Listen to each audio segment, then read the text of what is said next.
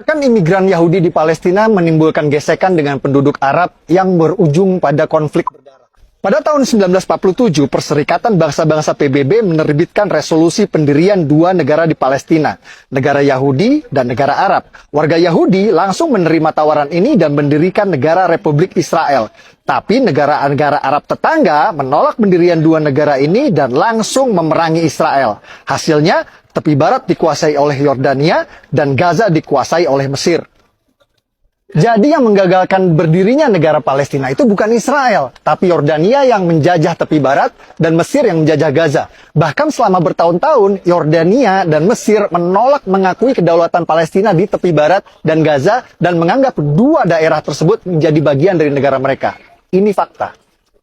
Jadi Palestina negara pertama yang mengakui kemerdekaan Indonesia itu hoax ya guys. Karena waktu Indonesia merdeka belum ada negara Palestina. Negara yang pertama kali mengakui kemerdekaan Indonesia adalah Mesir.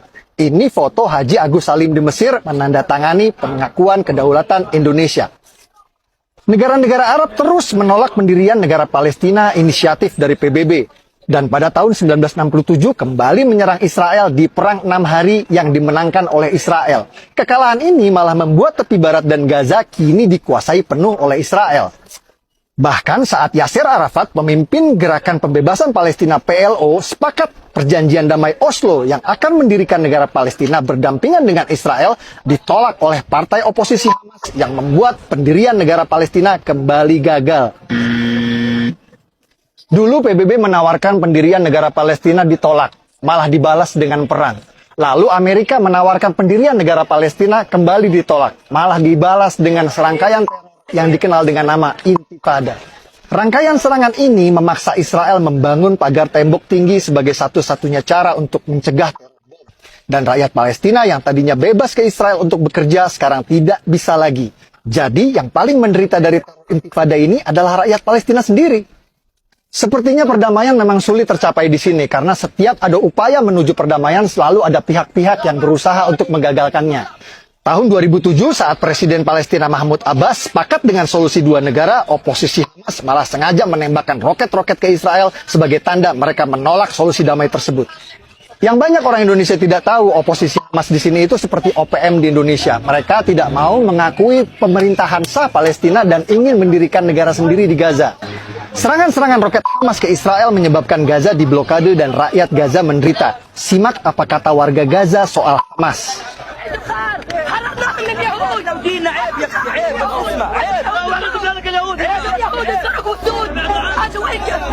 Yang bikin sulit damai di sini bukan Palestina radikal saja, tapi juga Yahudi radikal. Salah satu masalah besar yang ditimbulkan oleh Yahudi radikal adalah illegal settler atau pemukim ilegal di tepi barat West Bank yang merupakan wilayah Palestina. Illegal settler atau pemukim ilegal dari Israel sengaja melanggar perbatasan dan membuat pemukiman ilegal di tepi barat yang merupakan wilayah Palestina. PBB pun mengecam keras tindakan pelanggaran perbatasan ini dan menyebutnya sebagai tindakan ilegal yang merusak perdamaian. Fakta-fakta yang saya sajikan di video ini adalah hasil investigasi langsung di TKP. Banyak narasumber yang tidak mau tampil dalam video karena alasan keamanan. Saya berharap video ini bisa memberikan penjelasan, membantu menjelaskan bahwa apa yang terjadi di sini bukan seperti yang kita dengar selama ini. Yang katanya Yahudi menindas umat Islam Palestina lah. Gimana bisa menindas umat Islam sedangkan di militer Israel IDF aja ada 4.000 tentara Arab Muslim. Ini tentara Israel namanya Muhammad, difoto sehabis ngaji Al-Quran. Ini juga tentara Israel namanya Yahya Muhammad. Dia seorang Muslim dan bangga menjadi tentara Israel.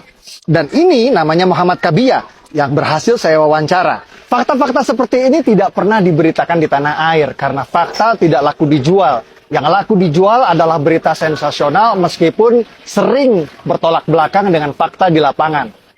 Peduli Palestina dalam masalah kemanusiaan. Betul, saya setuju. Tapi jika Anda peduli tanpa tahu fakta, hanya akan membuat Anda mudah dibodohi.